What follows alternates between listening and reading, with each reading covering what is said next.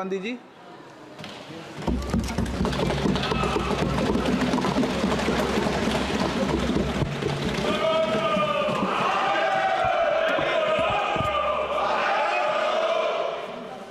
My friends are smiling, but they are also scared. They are scared. Sir मैं आ रहा हूं sir, budget है sir, budget पे ही बोल रहा हूं सर। जो अभिमन्यु को चक्रव्यूह में फंसाया गया था वही हिंदुस्तान के साथ किया गया है। हिंदुस्तान के युवाओं के साथ, हिंदुस्तान के किसानों के साथ, हमारी माताओं बहनों के साथ, स्मॉल बिजनेसेस के साथ, मीडियम साइज बिजनेस के साथ। सर अभिमन्यु को 6 लोगों ने मारा था। उनके नाम द्रोणाचार्य, कर्ण, कृपाचार्य, कृतवर्मा, अश्वत्थामा और शकुनी। सर आज भी चक्रव्यूह के बीच में 6 लोग हैं। सर चक्रव्यूह के बिल्कुल सेंटर में, चक्रव्यूह में हजारों लोग होते हैं सर, मगर उसके बिल्कुल सेंटर में 6 लोग कंट्रोल करते हैं। तो जैसे उस टाइम 6 लोग कंट्रोल करते थे वैसे आज भी 6 लोग कंट्रोल कर रहे हैं चक्रव्यूह को। नरेंद्र मोदी जी, अमित शाह जी। प्लीज एक मिनट प्लीज। नहीं सर बोलने दीजिए। हाँ, आप बैठिए। इस चक्रव्यूह ने क्या किया?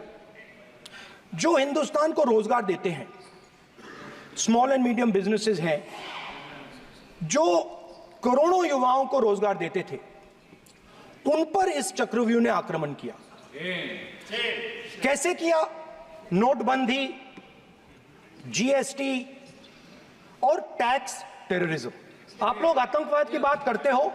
पूरे देश में अगर कोई भी व्यक्ति छोटा बिजनेस चलाता है तो रात को उसको फोन कॉल आता है इनकम टैक्स डिपार्टमेंट से, जीएसटी से, और टैक्स टेररिज्म का वो शिकार बनता है। इस टैक्स टेररिज्म को रोकने के लिए बजट में आपने कुछ नहीं किया है।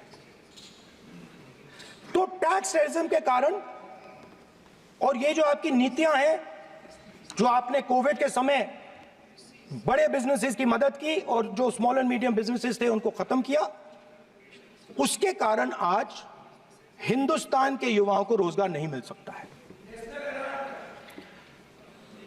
बिल्कुल एक युवा को रोजगार नहीं मिल सकता है। अब फाइनेंस मिनिस्टर बैठी हैं। अब युवाओं के लिए आपने क्या किया?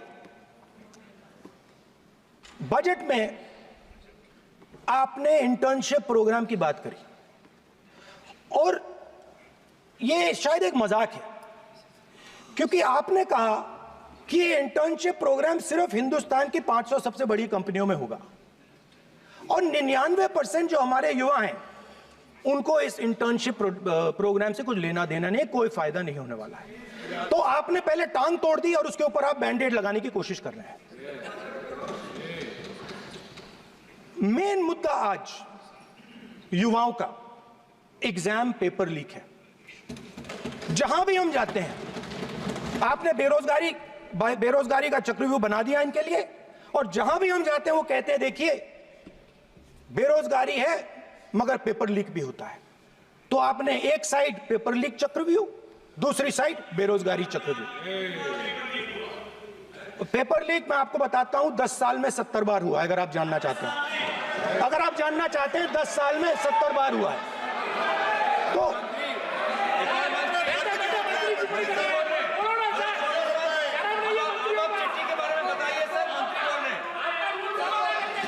इस बजट में अग्निवीरों के पेंशन के लिए 1 रुपया नहीं है। आप अपने आप को देशभक्त कहते हो, मगर जब अग्निवीरों की मदद करने की बात आती है, जवानों को पैसा देने की बात आती है, तो बजट में आपको 1 रुपया नहीं दिखाई देता। उनकी पेंशन के लिए 1 रुपया आपने नहीं दिया। तो उनको आपने अग्निवीर के चक्रव्यूह में फंसाया। उसके बाद सर जो अन्नदाता हैं वो चक्रव्यूह से निकलने के लिए, आपके चक्रव्यूह से निकलने के लिए जो आपने बनाया 3 काले कानून, जमीन अधिग्रहण बिल को आपने कमजोर किया, उनको आप सही दाम नहीं देते हो, इस चक्रव्यूह से निकलने के लिए उन्होंने आपसे सिर्फ एक चीज मांगी है, दो चीजें नहीं मांगी है, सिर्फ एक चीज मांगी है। उन्होंने कहा है कि हमें लीगल गारंटीड एमएसपी दे दो। आपने उनको बॉर्डर पे बंद कर दिया, रोक दिया, आज तक रोड बंद है। आप उनसे बात करने को तैयार नहीं है। वो यहां आए, मुझसे मिलने आए, आप उनको अंदर नहीं आने दे रहे थे। माननीय सदस्य, आप सदन में असत्य नहीं कहे। आप वो सर, आप देखिए, एक मिनट, हाँ चलिए, चलो,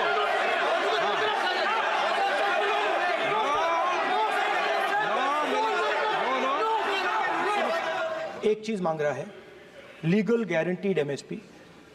हमें लगता था कि ये कोई बड़ा काम नहीं है सर, ये इतना बड़ा काम नहीं है। हमें लगता था कि अगर सरकार बजट में इसका प्रोविजन कर देती, अगर बजट में इसका प्रोविजन कर देती, तो जो हमारे किसान हैं जो चक्रव्यूह में, आपके चक्रव्यूह में फंसे हैं, वो निकल पाते। ये हमारी थिंकिंग थी, मगर आपने नहीं किया। तो मैं यहां इंडिया गठबंधन के तरफ से गारंटी देता हूं कि हम ये काम करके दिखा देंगे। जो आपने अपने बजट में नहीं किया, वो मैं हिंदुस्तान के सब किसानों से कहना चाहता हूं, गारंटीड लीगल एमएसपी हम इस सदन में पास करके आपको देंगे। सर, मिडिल क्लास जो है वो शायद इस बजट से पहले प्रधानमंत्री को सपोर्ट करता था। जब प्रधानमंत्री ने कोविड के समय उनसे थाली बजवाई थी, तो उन्होंने दबाकर थाली बजाई, धड़ धड़ धड़ धड़ धड़, थाली बजा बजाई। हमें अजीब लगा, मगर प्रधानमंत्री ने मिडिल क्लास को ऑर्डर दिया तो मिडिल क्लास ने थाली बजाई। उसके बाद प्रधानमंत्री ने उसी मिडिल क्लास से कहा, मोबाइल फोन की लाइट जलाओ, और मोबाइल फोन की लाइट जली। मिडिल क्लास ने, पूरे हिंदुस्तान में मिडिल क्लास ने मोबाइल फोन की लाइट जला दी। अब इस बजट में आपने उसी मिडिल क्लास के एक छुरा पीठ में मारा, दूसरा छुरा छाती में,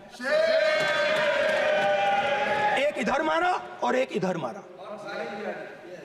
इंडेक्सेशन जो आपने कैंसिल की, वो पीठ में छुरा था, और जो कैपिटल गेन्स टैक्स आपने बढ़ाया, वो छाती में छुरा। अच्छा, एक मिनट, आप ज्ञान मत बांटो उनको, वो ज्ञानी है। सर A1 A2 चलेगा सर, A1 A2। माननीय, ये दो लोग हैं सर, ये हिंदुस्तान के इंफ्रास्ट्रक्चर को, बिजनेस को कंट्रोल करते हैं सर। इनके पास एयरपोर्ट है, टेलीकॉम का सिस्टम है, अब पोर्ट्स हैं, अब रेलवेज में जा रहे हैं।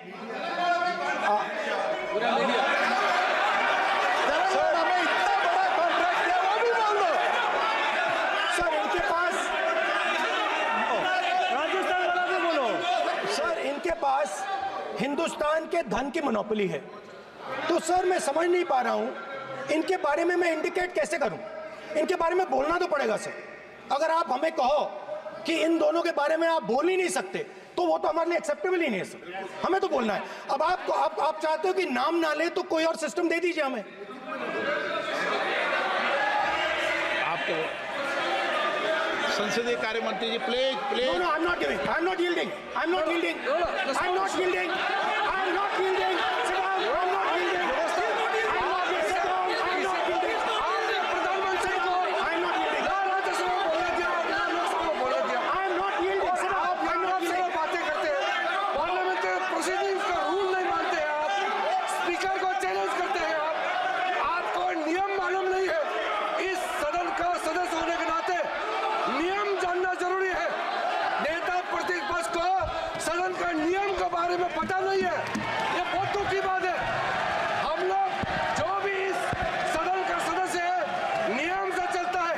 लोकसभा स्पीकर को चैलेंज करके आज सदन के नेता प्रतिपक्ष ने इस गरिमा को गिराया है।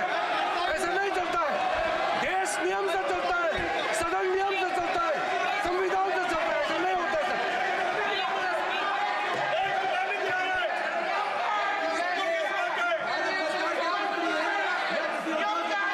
एक मिनट प्लीज। स्पीकर सर, मैं समझता हूं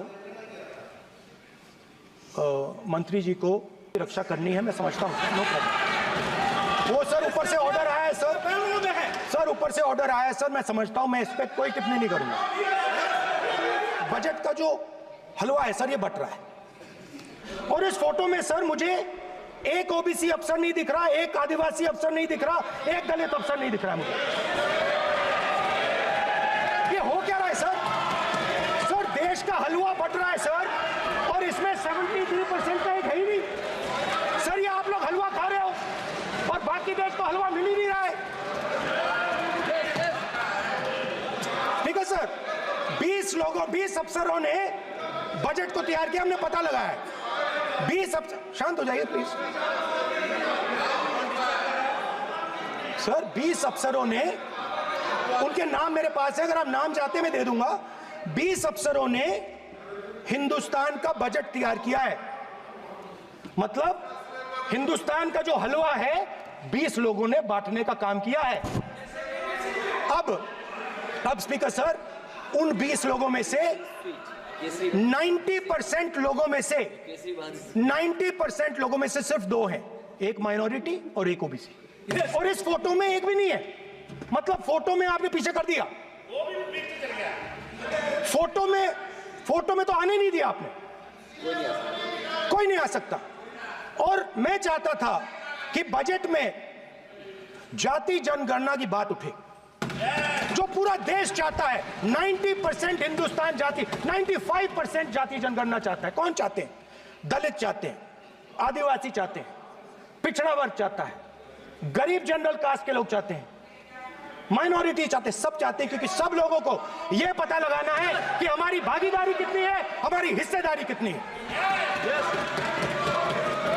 मगर सर मैं देख रहा हूं सर, सरकार हलवा बांटती जाती है, और बांटता कौन है?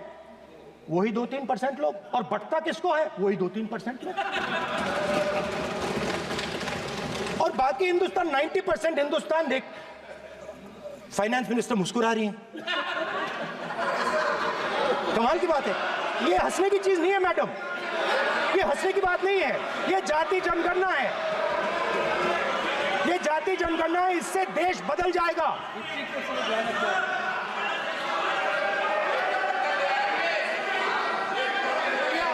आपके प्रधानमंत्री की कॉन्फिडेंस को हमने उड़ा दिया।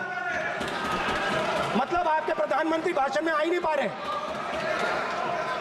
और मैं आपको एडवांस में बता देता हूं, मेरे भाषण में कभी नहीं आएंगे सर। अरे सर, इसमें क्या गलती है सर? एक बात बताइए,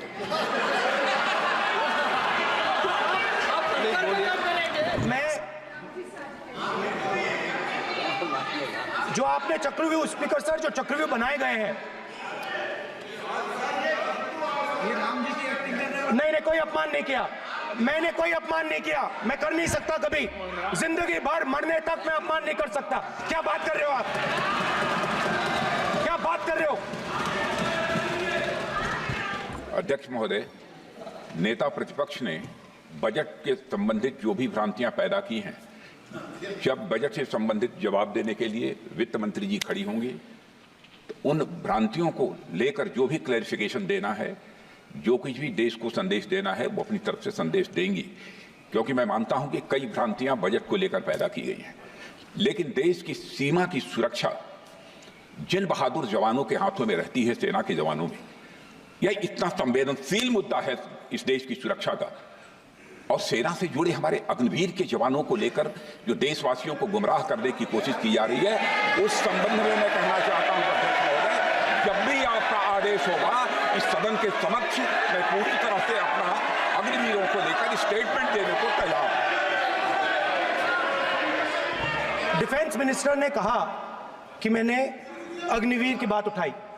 सब पहले भी डिफेंस मिनिस्टर ने कहा था कि शहीद अग्निवीर परिवारों को